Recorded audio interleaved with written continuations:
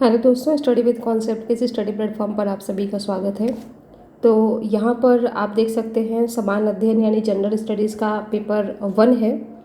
तो यहाँ पर आपको फोकस ये करना है कि कौन से पार्ट से ज़्यादा क्वेश्चन आ रहे हैं। यहाँ पर सारे ईयर्स को आप देख सकते हैं, जैसे 2013, 14, 15, 16 कौन कौन से सन में कितने क्वेश्चन किस टॉपिक से आए हैं, उसी चीज़ को आपको ध्यान में रख करके तैयारी अपनी करनी है। और अभी से आप एक एक क्वेश्चन लिखना स्टार्ट कर दीजिए, एक ऑप्शनल का और एक जीएस का, ठीक है। और हफ्ते में एक ऐसे लिखिए, क्योंकि अभी से अगर आप नहीं लिखेंगे ना तो आंसर राइटिंग वो कला है जो एक दिन में आप नहीं सीख पाएंगे। अगर ये आप चाहें कि पूरे साल मैं प्री पढ़ूँ और मतलब 10 महीने में प्री पढ़ूँ और 2 महीने में आंसर राइटिंग सीखूँ तो नहीं हो पाएगा, ठीक है। तो अगर आप होलिस्टिक वे में तैयारी करते हैं तो एक ही साल में आपका अच्छे से निकल जाएगा। हमसे गलतियाँ क्या होती हैं कि हम केवल प्री पढ़ते हैं और यही वजह है कि उसको रटते जाते हैं और इधर हमारा होलिस्टिक वे में तैयारी नहीं हो पाता, जिसकी वजह से हमें 3, 4, 5, 6 अटेम्प्ट तक लग जाते हैं। तो इस चीज़ से बचने के लिए आप पूरा एक साल दीजिए, अच्छे से दीजिए, अभी से आंसर राइटिंग कीजिए, अभी से ऐसे लिखिए, ताकि जब मेंस आए तो आपके ऊपर प्रेशर ना हो बिल्कुल भी। आपको ऐसा लगे कि मेरा तो सब कुछ तैयार है, बस एग्ज़ाम में जाना है, जो करंट के फैक्ट वगैरह होंगे वही मुझे पढ़ना है, उसको अपडेट करके मुझे तुरंत चले जाना है और आराम से जा करके वहाँ रिलैक्स होकर के लिख करके आना है। तो यहाँ पर आप देखिए, अगर हम 2013 की बात करें तो 3 क्वेश्चन आया है आपका कला एवं संस्कृति से। सेम 14 में भी 3 क्वेश्चन, 15 में 2 क्वेश्चन, 16 में 2 क्वेश्चन, 17 में 2 क्वेश्चन, 18 में 3 क्वेश्चन, 19 में 1 क्वेश्चन, 20 में 4, 21 में 1, 22 में 3। तो आप देख सकते हैं कभी बढ़ रहा है कभी घट रहा है, लेकिन इसमें सबसे जो आपका प्लस पॉइंट है वो ये है कि यदि आप आर्ट एंड कल्चर को अच्छे से तैयारी कर लेते हैं तो अगर आपका 4 क्वेश्चन कभी क्या पता 5 क्वेश्चन दे दे तो इसमें इतनी अच्छी मार्जिन हो जाएगी आपकी, बहुत ही बढ़िया। आप अच्छे से नंबर ले आएंगे औरों की तुलना में, अगर आपने बहुत ही अच्छे तरीके से तैयारी कर रखा है तो। फिर वहीं अगर हम देखें आधुनिक भारत को, तो यहाँ पर भी देखिए 13 में 3 और 14 में देखिए 5 क्वेश्चन आए हैं, ठीक है। फिर 15 में 2 आए हैं, 16 में 4 आया है, 17 में 3 आया है, 18 में 1 आया है, 19 में 2 आया है, 20 में 2 आया है, 21 में 3 आया है और 22 में 2 आया है। आज़ादी के बाद भारत की यदि हम बात करें तो यहाँ पर देखिए 13 में 5 क्वेश्चन आए थे, 3 साल बिल्कुल क्वेश्चन नहीं पूछा। फिर 17 में 3 क्वेश्चन, 18 में 2। तो यहाँ पर आप देख सकते हैं ना कि कोई भरोसा नहीं है कब पूछ ले और कब ना पूछे, लेकिन पूछेगा तो अच्छे से पूछेगा आपका। तो आपको बिल्कुल हल्के में किसी भी चीज़ को नहीं लेना। अब यहाँ पर ये देखिए, आप अगर ये सोचें कि यहाँ पर तो बिल्कुल 2 साल से पूछ नहीं रहा है, लेकिन यहाँ पर भी तो आप देख सकते हैं 5 पूछा था, 3 साल बिल्कुल नहीं दिया और देखिए 17 में सीधे 3 क्वेश्चन। तो कोई भी चीज़ आपको हल्के में लेकर के नहीं चलना है, सारी चीज़ों को अच्छे से आपको कवर करते हुए चलना है। विश्व इतिहास में देखिए 4 क्वेश्चन आए थे 13 में, 14 में 5 क्वेश्चन, 15 में 2, फिर 1, फिर 18 में नहीं पूछा, 19 में 1 क्वेश्चन, 20 में नहीं पूछा, 22 में देखिए, 23 में देखिए, 21 में देखिए, 22 में और 23 का ला देंगे उसको भी अगले वाले वीडियो में, ठीक है, कि कितना क्वेश्चन किस में से पूछा है वो ध्यान रखना है आपको। फिर भारतीय समाज, ये देखिए बहुत मतलब यहाँ पर देख सकते हैं 7 क्वेश्चन पूछा है, 7 क्वेश्चन। यहाँ पर देखिए 21 में 6 क्वेश्चन, 20 में 6 क्वेश्चन, फिर 19 में भी 7 क्वेश्चन, 18 में देखिए 10 क्वेश्चन पूछा है, ठीक है। 5-5 मतलब मोस्ट इम्पॉर्टेंट है ये। यहाँ से आप बहुत ही अच्छे तरीके से नंबर आप ला सकते हैं इस टॉपिक से, ठीक है। और बहुत ज़्यादा भी इसमें पढ़ने की ज़रूरत नहीं है। लगेगा कि आप कोई ऐसे पढ़ रहे हैं, कोई कहानी पढ़ रहे हैं, इस तरीके से ये जो भारतीय समाज होता है अगर आप पढ़ेंगे तो पढ़िए इस तरीके से ना कि उसमें आप खो जाइए कि आपके आसपास चीज़ें होती हैं लेकिन आपको दिखता नहीं है, और वही चीज़ें आपको यहाँ पर सोच करके पढ़नी है चीज़ों को, बहुत ही अच्छा लगेगा। आप इसको ज़रूर अच्छे से कीजिएगा। फिर भूगोल में भी आप देख रहे हैं काफ़ी ज़्यादा क्वेश्चन यहाँ से भी पूछे जाते हैं। देखिए 13 में 12, 14 में 8, फिर 8, फिर 8, 17 में 6, फिर 18 में आपका 4 है, 19 में 8 है, फिर 8 है, फिर 8 है और 7 है। तो यहाँ पर अगर आप भूगोल, भारतीय समाज, आधुनिक भारत और कला एवं संस्कृति, इतने क्वेश्चन को भी अगर आप बहुत अच्छे तरीके से मैपिंग के थ्रू दिखा करके, डाटा फैक्ट्स वगैरह दे करके अगर आप लिख करके आते हैं ना तो भी बहुत अच्छे तरीके से नंबर यहाँ पर आप ला सकते हैं। तो ये चीज़ें आपको ध्यान में रखनी है। अब आते हैं हम क्वेश्चन पे। तो देखिए ये 2022 का क्वेश्चन है, ये 2022 22 का क्वेश्चन है। पूछा है कि स्पष्ट करें कि मध्यकालीन भारतीय मंदिरों की मूर्तिकला उस दौर के सामाजिक जीवन का प्रतिनिधित्व करती है। यानी आपको स्पष्ट करना है कि क्या जो मध्यकालीन भारतीय मंदिर हैं, जो मूर्तिकला है, वो उस दौर के सामाजिक जीवन को बताती हैं या नहीं बताती हैं। तो सबसे पहले आपको क्या करना है, यदि आप जीरो से मतलब बिल्कुल आपने कभी भी आंसर राइटिंग नहीं करी है या आप करना चाहते हैं लेकिन आप क्वेश्चन को समझ नहीं पा रहे हैं, तो सबसे पहले आपको क्या करना है, क्वेश्चन को तोड़ना है पार्ट पार्ट में। ठीक है, इसको तोड़ तोड़ के पढ़ना है कि पूछ क्या रहा है आपसे। उसके बाद से एक आप खुद से ही फ्रेमिंग करेंगे, स्ट्रक्चर मतलब बनाएंगे, संरचना की मतलब इसके इंट्रो में हम क्या लिखेंगे, मेन बॉडी में हम क्या लिखेंगे, कंक्लूजन में हम क्या लिखेंगे, कितने मतलब यहाँ पर पार्ट बन रहे हैं इस क्वेश्चन से, वो चीज़ें आपको पहले समझनी है। ठीक है, मैं ये नहीं कहूँगी कि आप एक ही बार में बहुत अच्छा आंसर लिख पाएंगे या एक ही बार में आप क्वेश्चन को समझ लेंगे, नहीं। जो फ्रेशर होते हैं, जो स्टार्ट किए होते हैं या जिन्होंने कभी आंसर राइटिंग नहीं किया है, उनको बहुत परेशानी होती है। लेकिन अगर आप ऐसे क्वेश्चन को पढ़ते जाएंगे, धीरे धीरे करके समझते जाएंगे, तो एक टाइम ऐसा आएगा ना कि आप तुरंत देखते ही आपके माइंड में मैप बन जाएगा कि अच्छा मुझे इंट्रो यहाँ से करना है, मेन बॉडी यहाँ देनी है, निष्कर्ष यहाँ देना है। अगर आलोचनात्मक परीक्षण पूछ रहा है तो उसमें मेन बॉडी में 2 हो जाएंगे, एक तो आपको सकारात्मक देना है, एक नकारात्मक देना है।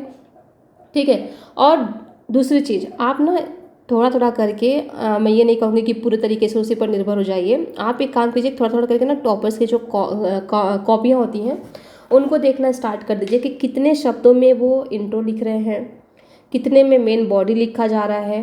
क्योंकि पेज जो होता है यूपीएससी एग्ज़ाम में वो लिमिटेड होता है क्वेश्चन के हिसाब से, तो उसी हिसाब से आपको माइंड मैप बना करके चलना है। ये नहीं कि पूरा हमने रामायण पढ़ लिया और वहाँ जा कर के समझ ही नहीं आ रहा है कि कॉपी पे हम कितना उतारें, कैसे उतारें। क्या पता कि इंट्रो देने में ही आधा भर गया, आधे में आप क्या लिखेंगे, मेन बॉडी या निष्कर्ष। तो ये काम नहीं करना है, इसलिए आपको आंसर राइटिंग अभी से करनी है, ज़्यादा से ज़्यादा कीवर्ड्स का यूज करना है ताकि आपका जो इंट्रो है वो छोटा हो जाए। ठीक है, तो यहाँ पर यदि हम बात करें इस क्वेश्चन का, तो इसको देखिए कैसे तोड़ना है आपको। सबसे पहले तो आपको इंट्रो में लिखना है, इंट्रो में लिखना है कि ठीक है, ये बताना है आपको कि मध्यकालीन भारतीय मंदिरों की मूर्तिकला उस दौर के सामाजिक जीवन का प्रतिनिधित्व कैसे करती हैं। तो आपको यहाँ पर इंट्रो लिखना है, फिर आपको आना है मेन बॉडी में। ठीक है, मेन बॉडी में आना है और मेन बॉडी में आपको जो विशेषताएं हैं मध्यकालीन भारतीय मूर्तिकला की, विशेषताएं मतलब क्या क्या बताती हैं, किस किस चीज़ों में इनका इम्पोर्टेंस है, वो सारी चीज़ें आपको यहाँ पर लिखनी है। उसके बाद से आपको कंक्लूजन देना है। तो ऐसे आपको करना है। तो यदि मैं बात करूँ इंट्रो का, देखिए आपको इंट्रो में क्या लिखना है कि मध्ययुगीन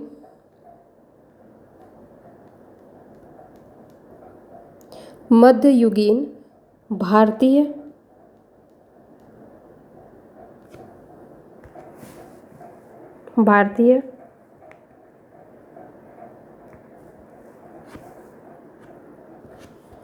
मंदिरों की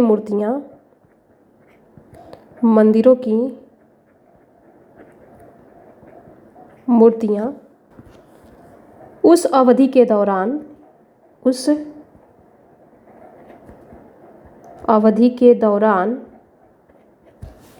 लोगों के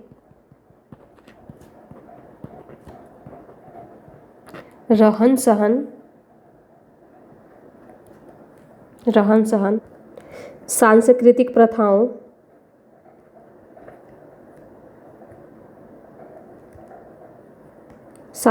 प्रथाओं एवं समाज के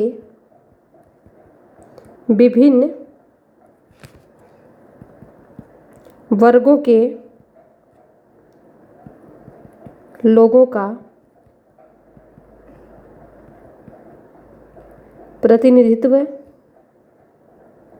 करती हैं, जो निम्नलिखित है। ठीक है, या फिर जैसे, या फिर जो इस प्रकार है। इन तीनों में से आप कुछ भी लिख सकते हैं। कुछ भी लिख सकते हैं अपने अनुसार। अब मान लीजिए कि ऐसे ही मिलता जुलता 3 चीज़ें आ जाए आपको, तो जो निम्नलिखित हैं, एक में लिख दीजिए, दूसरे में कर दीजिए इंट्रो में जैसे, तीसरे में कर दीजिए इस प्रकार। ऐसे बदल बदल के आप चीज़ों को लिख सकते हैं, ठीक है। तो इन तीनों में से कोई एक यहाँ पर आप यूज कर सकते हैं। अब मेन बॉडी में आपको आना है। पहला आपको देना है सब हेडिंग देना है आपको पहला। इसमें आप बता दीजिए कि सामाजिक पदानुक्रम का प्रमाण मिलता है। सामाजिक पदानुक्रम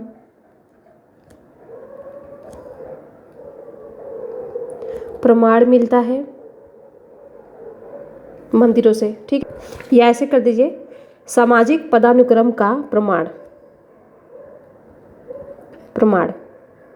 अब इसमें आप लिख दीजिए कि इस काल में या इस अवधि में राजाओं और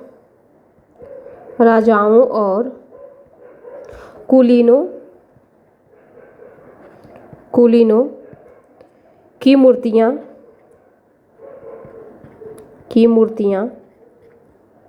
जटिल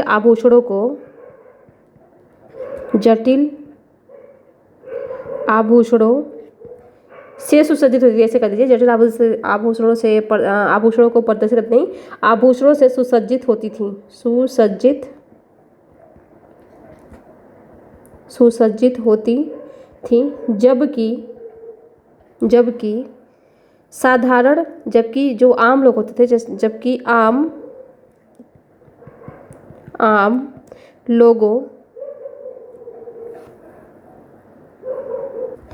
लोगों को साधारण पोशाक में दिखाया गया है या प्रदर्शित किया गया है, ठीक है। ऐसे करके, और ये कहाँ पर है, उदाहरण दे दीजिए। उदाहरण ये है आपका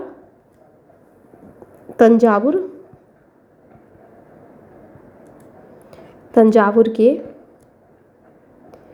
बृहदेश्वर मंदिर में, ठीक है। पहला ये हो गया। दूसरा हेडिंग आप डाल दीजिए धार्मिक समन्वयवाद।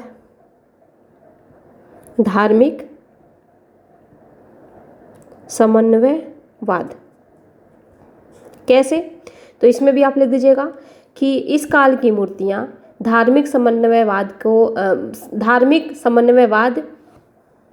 तथा स्थानीय रीति रिवाजों और मान्यताओं के मिश्रण को दर्शाती हैं। जैसे इसमें आप एग्जाम्पल दे दीजिए, जैसे कि आपका जो एलिफेंटा की गुफा है उसमें हिंदू बौद्ध दोनों धर्मों के बारे में बताया गया है। इस तरीके से आप एग्जाम्पल इसमें दे सकते हैं। उसके बाद से आप महिलाओं की भूमिका बता सकते हैं कि महिलाओं को नर्तकियों और संगीतकारों के रूप में चित्रित किया गया है। कहाँ पर? तो खजुराहो के मंदिर में आप देखिए, वहाँ पर संगीत बजाते हुए भी दिखाई गई हैं, नृत्य करते हुए भी दिखाई गई हैं।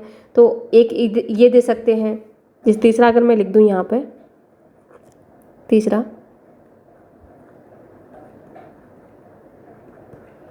महिलाओं की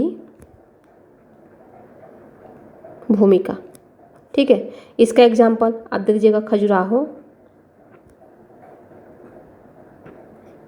खजुराहो मंदिर, ठीक है। इसका आप दे दीजिएगा एलोरा का गुफा, ठीक है। महाराष्ट्र में एलोरा का गुफा।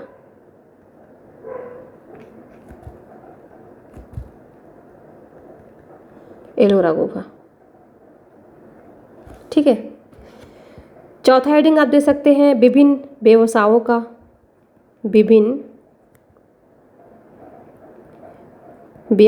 का चित्रण, यानी व्यवसाय के बारे में यहाँ पर बताया गया कि उस टाइम पे व्यवसाय कैसे थे उस काल में। तो इसका आप अगर उड़ीसा के सूर्य मंदिर को देखेंगे, उड़ीसा सूर्य मंदिर, यहाँ पर क्या देखेंगे आप कि जो यहाँ पर कुम्हार, लोहार, बुनकर जैसे भी इतने जो इस तरीके के व्यवसायी हैं उनका दृश्य वहाँ पर बनाया गया है, ठीक है। तो आप कहीं अगर घूमने भी जाइए ना, कहीं भी जाइए, जैसे जो भी आपका ऐसे मंदिर वगैरह हैं जो फेमस हैं, हिस्ट्री से जुड़े हुए हैं, तो उनको देख करके आइए, तो अच्छे से देख करके आइए। वहाँ पर सोचिए कि यहाँ से कौन सा पॉइंट बन सकता है, किसको आप कहाँ लिख सकते हैं। ठीक है, तो ये 4 पॉइंट हो गया। 5वां आप दे दीजिए एक, राजनीतिक शक्ति का महत्व। राजनीतिक शक्ति का महत्व, इसका एग्जाम्पल आपको देखने को मिल जाएगा वहाँ पर उड़ीसा के सूर्य मंदिर में भी, वहाँ भी है कुछ। और अगर और अच्छे तरीके से आपको देखना है तो होयसलेश्वर मंदिर जो है कर्नाटक में, होयसलेश्वर,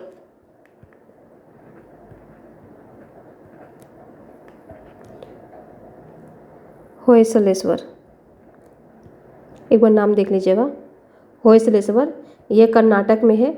यहाँ पर आपको राजनीतिक शक्तियों का चित्रण देखने को मिल जाएगा। ठीक है, तो इतना पॉइंट बहुत ज़्यादा है। अगर आप ऐसे करके भी लिख करके आते हैं तो बहुत ही अच्छे तरीके से आप कॉपी पे प्रेजेंट कर पाएंगे। और यहाँ पर आप कंक्लूजन में लिख दीजिए कि मध्यकालीन भारतीय मंदिरों की मूर्तियाँ उस युग के सांस्कृतिक और सामाजिक पहलुओं को दर्शाते हुए मध्ययुगीन भारतीय समाज की जटिलता और समृद्धि को प्रकट करती हैं।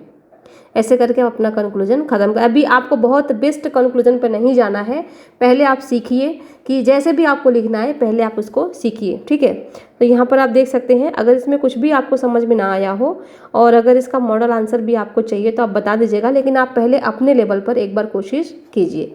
तो अब हम देखेंगे नेक्स्ट क्वेश्चन को अगले वीडियो में।